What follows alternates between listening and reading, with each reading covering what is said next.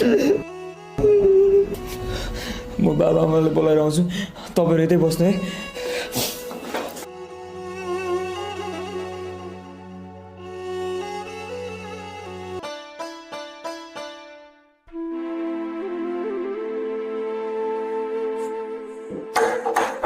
ए तिमी चाहिँ आउन हो?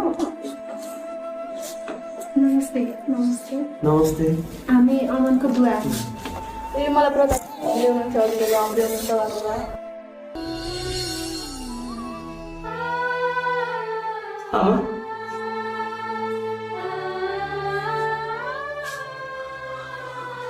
आमा आमा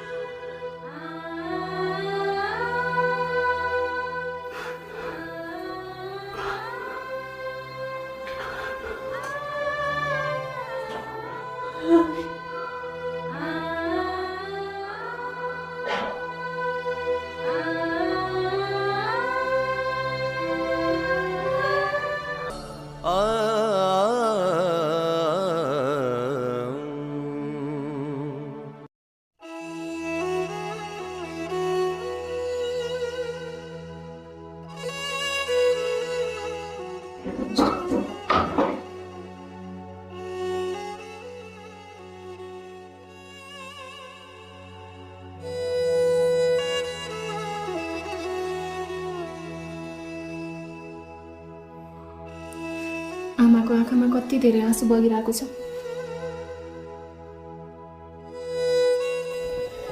अघि नै धेरै बगाएको थिएन, अहिले त धेरै बगाएर छ आशा आमा।